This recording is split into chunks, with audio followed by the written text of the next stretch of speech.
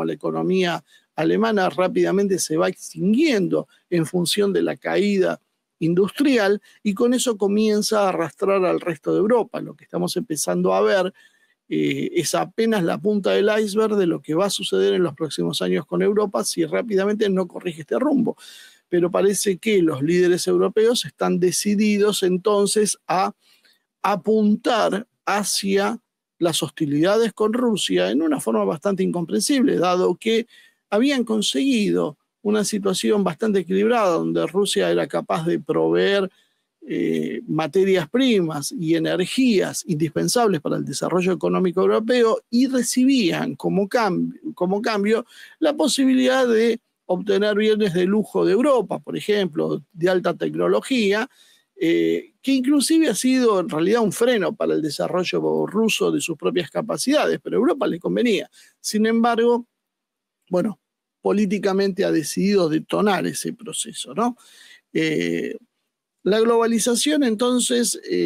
también tuvo un aspecto en Asia, y ahí emerge China como el mayor exponente mundial, el gran ganador de la globalización, lo cual parece una paradoja, dado que es un país comunista, aunque nunca olvidemos que los chinos se definen a sí mismos como un socialismo con características chinas. Cuando uno presta atención a ese detalle, esas características chinas del socialismo, implican una serie de medidas de introducción de elementos del capitalismo en algunas etapas de su economía, sobre todo en la economía básica, que le ha permitido conjugar distintos valores y desarrollarse realmente con mucha potencia. China ha tenido un desarrollo donde ha mostrado además que el Estado seguía siendo protagonista, más allá de las empresas y el capital privado que estaba trabajando.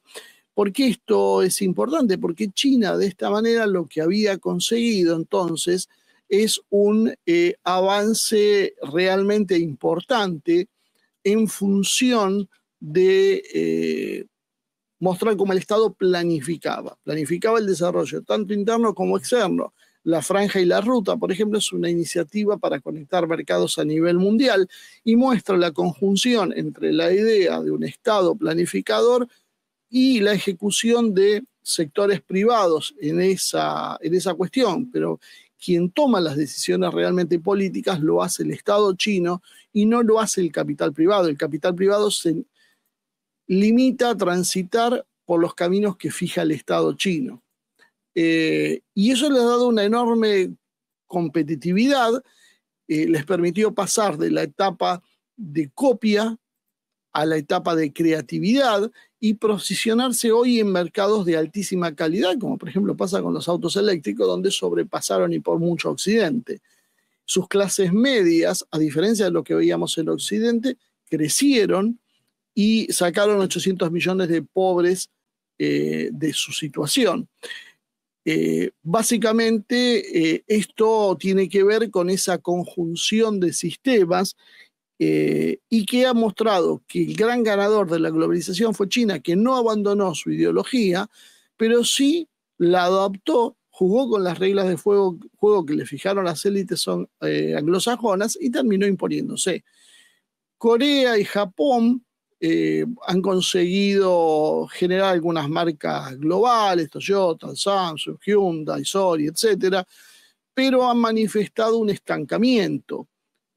Tienen problemas geopolíticos, tienen fracturas internas, por ejemplo, Corea con Corea del Norte, porque en realidad es un solo país.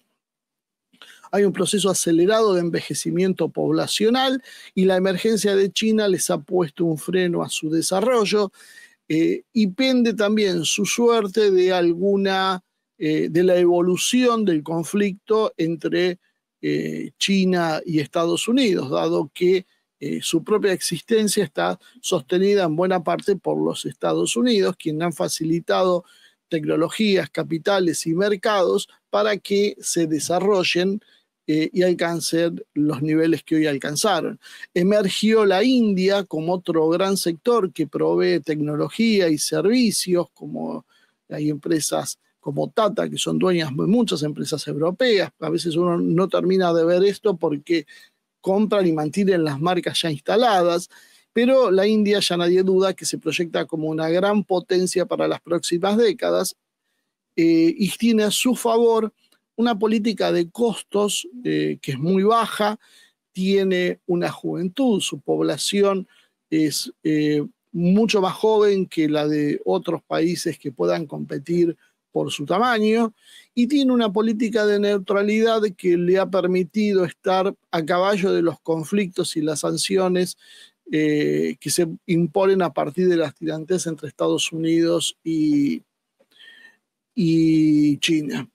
La globalización también afectó a África, consiguió un gran desarrollo en algunos aspectos. África dejó de ser el continente perdido, que dependía solo de materias primas, y las empresas chinas, por ejemplo, invirtieron mucho en infraestructura y minería en países como Nigeria y Sudáfrica, desarrollando inclusive hasta algunos fotos tecnológicos emergentes, lo cual África proyecta hacia el futuro ser un